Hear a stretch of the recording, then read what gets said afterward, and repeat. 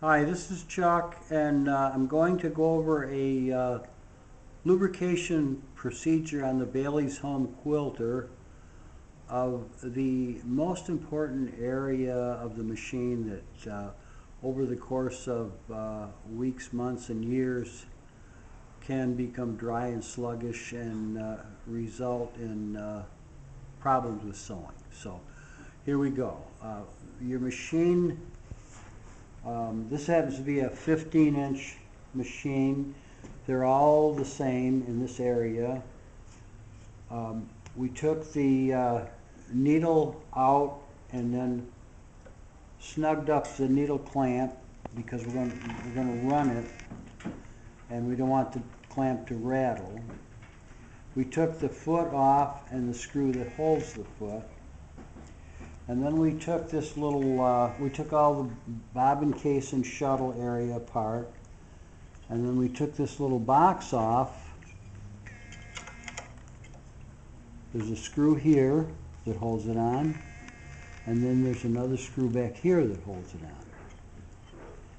Okay, so that gets us down to where we're going to do the lubrication. Now, the machine, if the machine can be turned by hand freely, then you can run it slowly with the pedal and do some lubrication. If you have the stitch regulator, you're better off to put your foot control on the machine because the procedure is like this.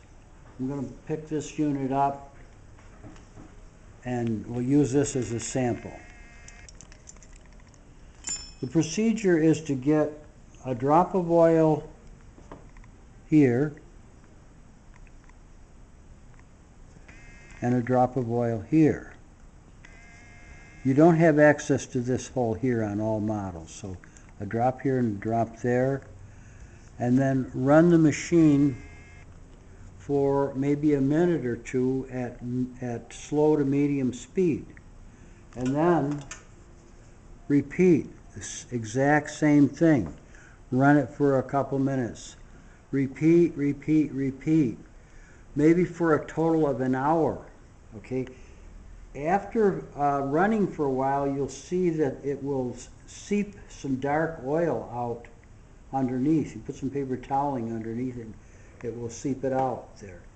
So on the machine itself, what we're talking about is, of course, this wing that you see is part of this shaft. So you have the wing, you have the collar, and then you have the gear.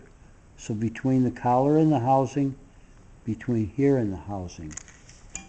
So to go to the machine and point the same thing out, between the collar and the housing and between the wing and the housing here. That pretty much concludes that particular area of the machine. Now there's a lot of places on the machine that can have lubrication from time to time. This is number one, by far number one. Concentrate on this and it'll save you a lot of trouble. I go through this with people on the phone over and over again when they call in, and they usually call back and say that took care of it. So thank you very much.